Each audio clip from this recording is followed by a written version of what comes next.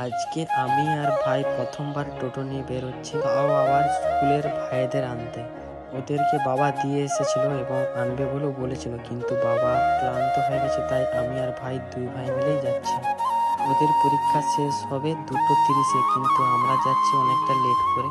ওই দেখো, ওরা আমাদের জন্য অপেক্ষা করছে। আজকে আমরা নিতে এসেছি বলে ওদের রিয়াকশনটা দেখো, তবে ওদের বেশ কিউট লাগছে। তারপর ওরা একে একে এসে গাড়িতে বসে পড়লো। এদেরকে দেখে আমার সেই ছোটবেলার কথা মনে পড়ে গেল। ভাইদেরকে আনতে এসে বেশ ভালোই লাগলো। আমি ভিডিও বানাচ্ছি দেখে ভাইটা প্রচুর লজ্জা পাচ্ছে, দেখো।